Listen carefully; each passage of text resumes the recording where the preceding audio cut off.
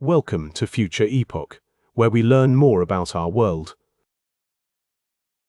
For most of the 20th century, Pan American World Airways didn't just connect cities. It connected civilizations. Pan Am was the airline that first flew Americans across the Atlantic on a jet, that put the Boeing 747 into the sky, that made the world smaller than anyone had imagined possible.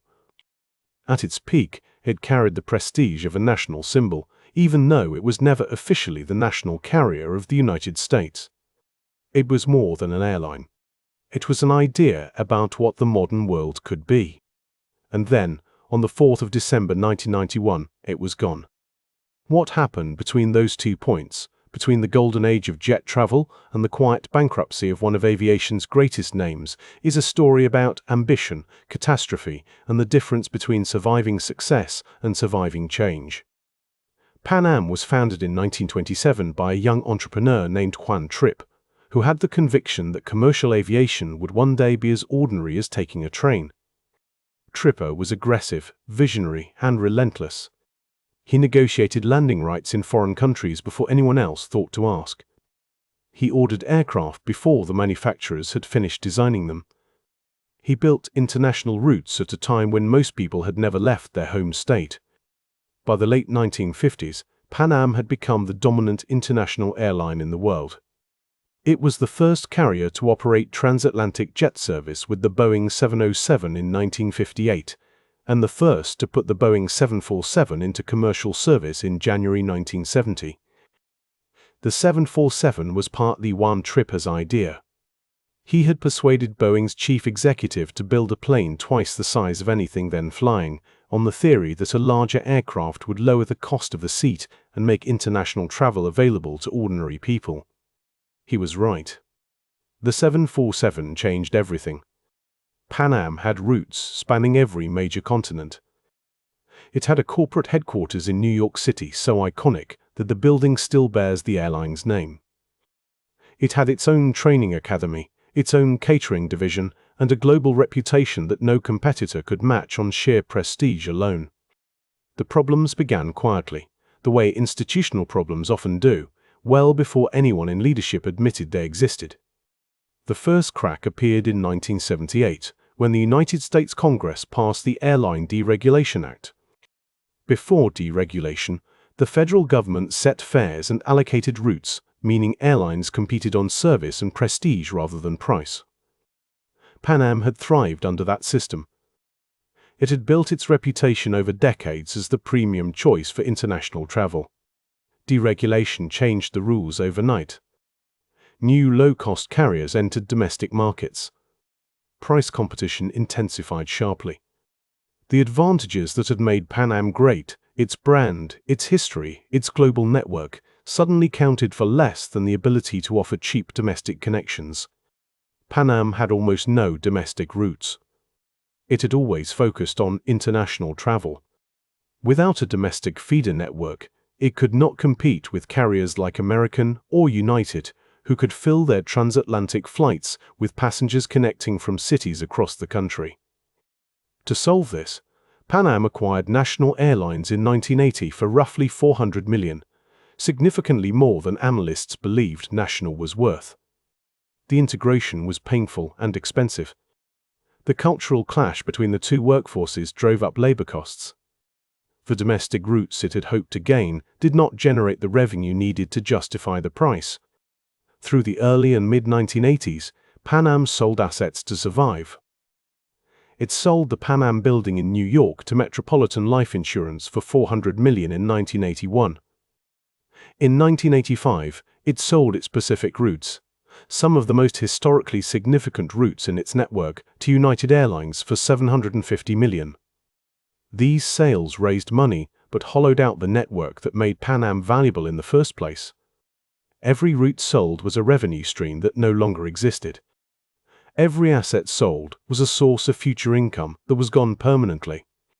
The airline was in a managed decline, though it did not always appear that way from the outside. Then came Lockerbie. On the 21st of December 1988, Pan Am Flight 103 was destroyed over Lockerbie in Scotland by a terrorist bomb concealed in the aircraft's cargo hold. All 243 passengers and 16 crew members were killed, along with 11 people on the ground below. The attack was later attributed to Libyan intelligence operatives, and the total death toll of 270 made it the deadliest terrorist attack in British history at the time. The Lockerbie bombing was a catastrophe that went far beyond the immediate loss of lives. It raised immediate and devastating questions about Pan Am's security procedures. Reports emerged that the airline had received a warning weeks before the attack about a potential bombing on a transatlantic flight, and that the warning had not been sufficiently acted upon. A subsequent inquiry found significant failures in Pan Am's security practices. The reputational damage was severe and lasting. Business travelers, who had always been Pan Am's most reliable and profitable customers, quietly switched to competitors. Corporate travel managers across the United States redirected their bookings. Those bookings never fully returned. Pan Am faced civil litigation from the families of victims that would cost hundreds of millions of dollars. The financial settlements compounded losses that were already serious, and the process of fighting those suits consumed management attention and legal resources at precisely the moment the airline needed to focus on restructuring. 2.5 years after Lockerbie, the Gulf War sent fuel prices sharply higher and international passenger demand sharply lower. For most airlines, this was a difficult but survivable period. For Pan Am, which was already financially damaged and operating with almost no reserve, it was the final blow. The combination of reduced bookings, higher operating costs, and ongoing legal liabilities left the airline with nowhere left to turn. On the 11th of August 1991, Pan Am filed for Chapter 11 bankruptcy protection. Within weeks, it agreed to sell its transatlantic routes and its Frankfurt hub to Delta Airlines, hoping the proceeds would fund a restructured, smaller operation. The buyer Pan Am needed to complete a full rescue deal did not materialize. No white knight appeared. The restructuring failed. On the 4th of December 1991, Pan Am flew its last scheduled flights. The airline that had connected the world for 64 years ceased operations entirely. Its remaining aircraft were parked and eventually sold off. Tens of thousands of employees lost their jobs, and many lost significant portions of their pensions alongside them. Passengers holding Pan Am tickets for future travel found themselves holding worthless paper. The communities that had grown around Pan Am hubs faced sudden economic disruption. Some parts of the network were absorbed by competitors. Delta gained the transatlantic routes. United had already absorbed the Pacific route 6 years earlier. But the institutional knowledge, the accumulated culture, and the operational expertise of 6 decades simply disappeared. There was no successor, no orderly transition, and no continuity of what Pan Am had represented. Pan Am's collapse is sometimes described as a tragedy of deregulation, or a tragedy of Lockerbie, or a tragedy of poor strategic management. In truth, it was all three, and understanding that matters. Each explanation on its own is incomplete. Deregulation exposed a structural weakness. Pan Am had never needed to address, while government rules protected its market position.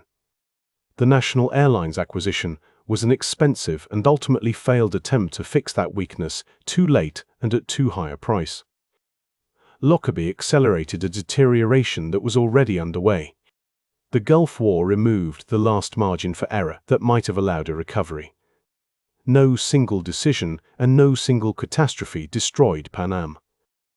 It was the accumulation of strategic missteps, the failure to adapt to a changed competitive environment, and the compounding effect of external shocks landing on a company that had already spent its financial reserves. The prestige that had made Pan Am the world's most admired airline was not, in the end, a substitute for structural resilience.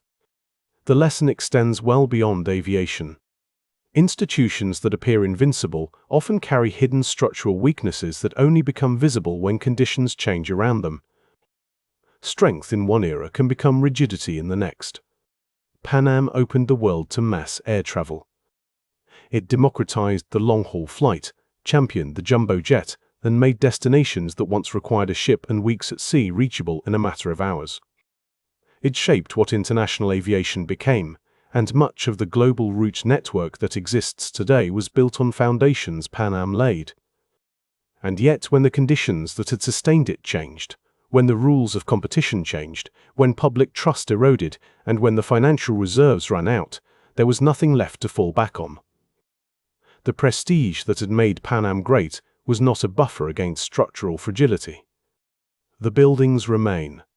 The routes still exist, flown by other airlines. But Pan Am itself is gone. Its globe logo now a museum piece, its name a reminder that no company, however dominant, is immune to the forces of change. The real question Lockerbie and deregulation together force us to ask is whether Pan Am, or any institution built for one world, can ever truly prepare itself for the next one. Thank you for watching. If you've enjoyed this content and want to see more, please consider liking the video and subscribing to the channel.